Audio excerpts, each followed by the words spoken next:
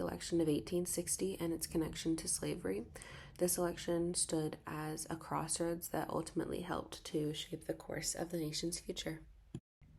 So in 1860, the United States was deeply divided along both political and ideological lines. So we had four main candidates for the presidency. We had Abraham Lincoln of the Republican Party, as you can see outlined within the red states. We have John C. Breckinridge of the Southern Democrats, shown with the light blue, and Stephen A. Douglas of the Northern Democrats, as you can see with the dark blue. Last, we have John Bell of the Constitutional Union Party, as you can see in pink. The Republican Party at this point was a relatively new force in politics. They also held views on heavily debated topics such as slavery. This became an issue for the South as they felt Lincoln was attempting to basically tear apart their way of life, since they depended so heavily on slavery for getting pretty much anything and everything done. Leading up to the elections, tensions were at a boiling point. The issue of slavery had become the central point of everyone's disputes, and the nation was divided between the North and the South. So the North believed in the rights of individuals regardless of race, and many northern states were already in the process of abolishing slavery, while the South depended very heavily on slavery to maintain their economy. They viewed it as essential to their way of life.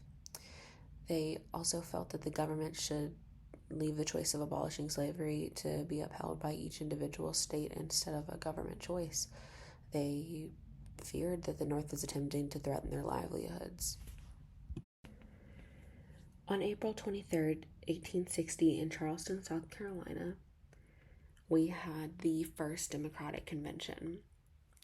So this convention ended in absolute chaos. There were fierce debates over the issue of slavery, and these ignited tensions that led to the fracturing of the party's unity. The inability to reconcile differences prompted in a withdrawal of delegates. It also ended in the nomination of two Democratic candidates. So as we saw earlier, we had John C. Breckinridge for the Southern Democrats and Stephen A. Douglas for the Northern Democrats. That was a result of this Democratic convention. All in all, the chaos that followed this convention, it really showed the deep-seated divisions within the nation.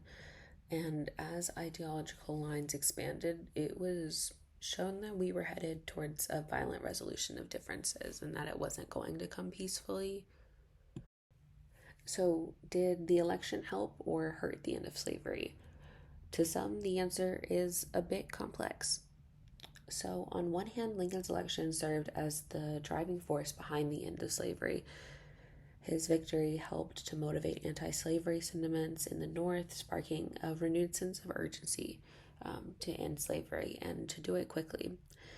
Lincoln's policies and actions, such as the Emancipation Proclamation and the push for the 13th Amendment, aimed to limit the spread of slavery and ultimately bring about its demise. However, the election also exacerbated tensions between the North and the South. This pushed the nation to the brink of a civil war, and the Southern states felt threatened by Lincoln's presidency and seceded from the Union. This led to the bloody conflict that would then define the United States. The outcomes of Lincoln's presidency were long-lasting. So the Emancipation Proclamation of 1863, issued January 1st, declared all enslaved people within Confederate-held territories to be free. The 13th Amendment of 1865, it successfully advocated for and signed into law, which abolished slavery throughout the United States. And the ending of the Civil War. So Lincoln's leadership through the Civil War helped to defeat the Confederacy, and this win, combined with the Emancipation Proclamation and the 13th Amendment, brought about the end of slavery in the United States.